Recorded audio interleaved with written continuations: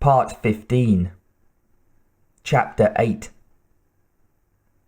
The coffee soothed their stomachs, if not their brains.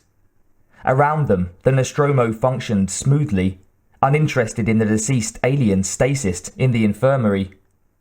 Familiar hums and smells filled the bridge. Dallas recognized some of the odors as issuing from various members of the crew.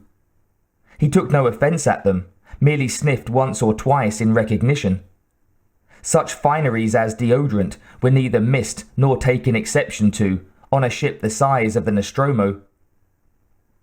Imprisoned in a metal bottle, light years from warm worlds and sanitized atmospheres, the crew's wakened minds were occupied by more important matters than the effluvia of one's neighbor. Ripley looked troubled still. "What's eating you? Still simmering over Ash's decision to open the lock and let us back in?" Her voice was tight with frustration. "How could you leave that kind of decision to him?" "I told you," he explained patiently. "It was my decision to bring Kane back in, not—" "Oh, you mean about keeping the corpse of the alien?" She nodded. "Yeah. It's too late to argue about the lock. I might have been wrong on that. But keeping the thing on board, dead or not, after what it's done to Kane?" He tried to mollify her. "We don't know for sure that it's done anything to Kane except knock him out. According to the readouts, there's nothing else wrong with him. As to retaining it on board, I just run this ship. I'm only a pilot." "You're the captain." "A title of last resort, one that means nothing in specified situations. Parker can overrule me on a point of engineering. On anything that has to do with the science division, Ash has the final word." "And how does that happen?" She sounded more curious than bitter now. "Same way that everything else happens. On orders from the company. Read your own directory."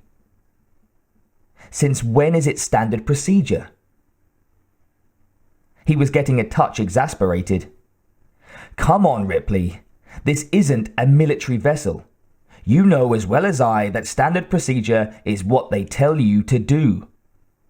That principle includes the independence of different departments like science. If I believed otherwise, I'm not sure I would have sat down here."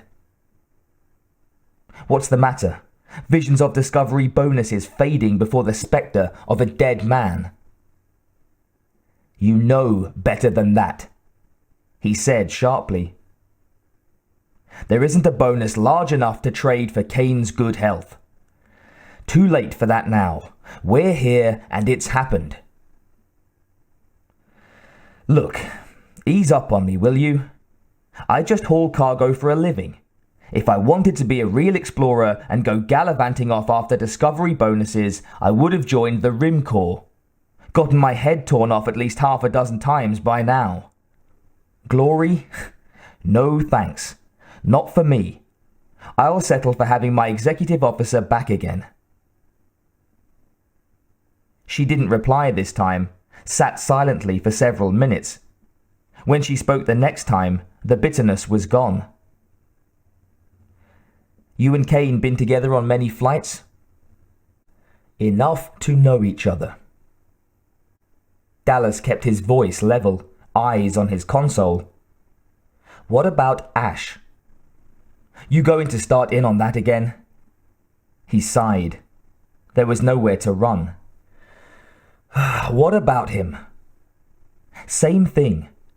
You say you know Kane. Do you know Ash? Have you ever shipped with him before?" "No." The thought didn't bother Dallas in the least. "This is the first time. I went 5 hauls, long and short, various cargoes, with another science officer. Then 2 days before we left Thedas, they replaced him with Ash." She stared at him significantly. "So what?" he snapped at her. They also replaced my old warrant officer with you. I don't trust him. Sound attitude. Now me, I don't trust anyone. Time, he thought, to change the subject. From what he'd seen so far, Ash was a fine officer, if a bit stiff when it came to being one of the gang. But personal intimacy wasn't a necessity on voyages where you spent most of your time, except arriving and departing, in the narcosis of hypersleep. As long as the man did his job, Dallas didn't give a damn about his personality. Thus far, there'd been no reason to question Ash's competency. "What's holding up the repairs?" he asked her. She glanced at the chronometer, did some quick figuring. They ought to be pretty much finished by now. Shouldn't have to do more than fine check. Why didn't you say so? There are still some things left to do, I'm sure, or they would have said something. Listen, you think I'm stalling for Parker, of all people? No. What's left to do? She ran a fast request through her board. We're still blind on B and C decks. Scanners blue and need to be completely replaced there. I don't give a damn about seeing B and C decks. I know what they look like. Anything else? Reserve power systems blew just after we touched down. Remember the trouble with the secondaries? But the main drivers are fixed? She nodded. Then that stuff about the reserves is crap. We can take off without them, get back into hypersleep and do some real traveling instead of hanging around here. Is that a good idea? About taking off without having the secondaries fixed, I mean. Maybe not. But I want out of here, and I want out now. We've investigated that signal all we're going to, and there's nobody here to rescue except Kane. Let some properly equipped company expedition set down and go digging around that derelict. That's not what we're paid for. We've complied with the directives. Now I've had enough. Let's get this turkey off the ground. They settled into their roles on the bridge. Kane and the dead alien were forgotten.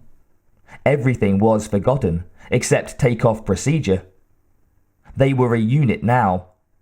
Personal animosities and opinions were submerged in the desire to get the tug off the ground and back into clean, open space. Primary drive activated. Ash reported, up from the infirmary and back at his regular station. Check. This from Lambert. Secondaries still not functioning, sir. Ripley frowned at the crimson readout on her overhead console. Yeah, I know. Navigator, are we set? Lambert studied her board. Orbital re-entry computed and entered. I'm matching up positions with the refinery now. Have it in a second. There. She hit a series of buttons in sequence. Numbers flashed above Dallas's head. Good enough. We'll correct when we're up, if necessary. Stand by for liftoff.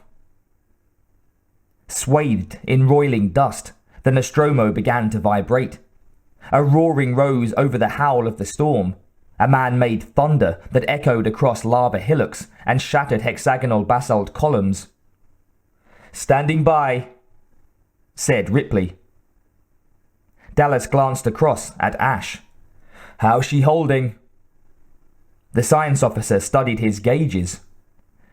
Everything's working. For how long, I can't say.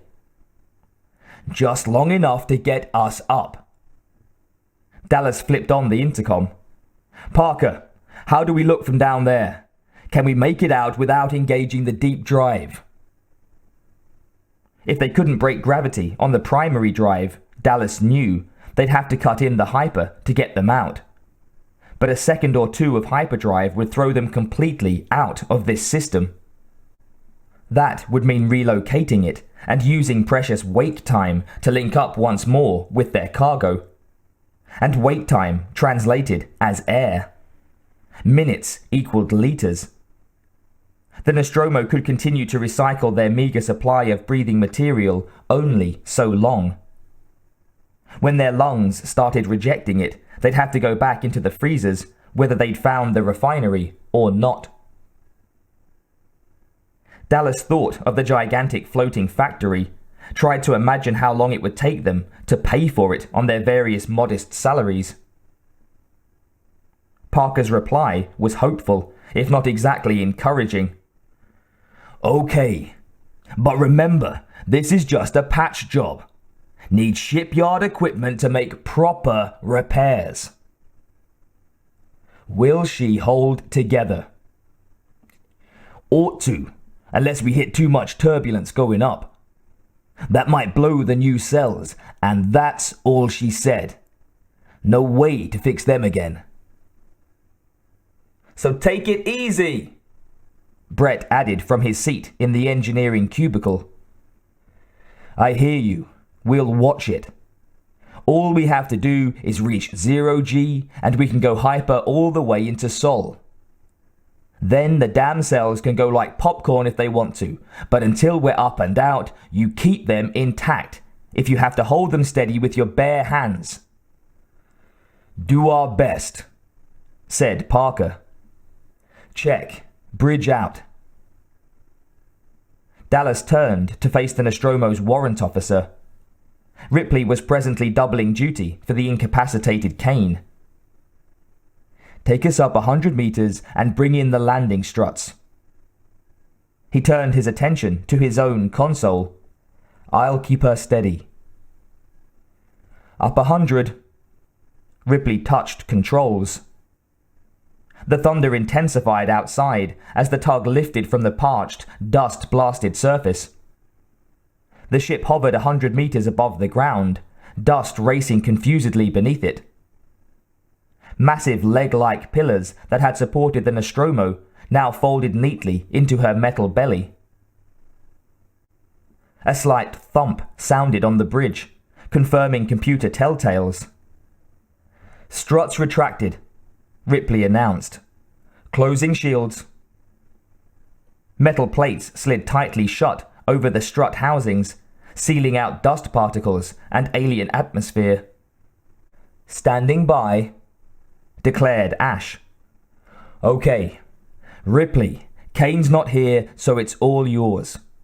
Take us up. She nudged a double lever on the exec's console. The roaring outside was deafening now, though there was nothing to hear and be suitably impressed by the cleverness of mankind.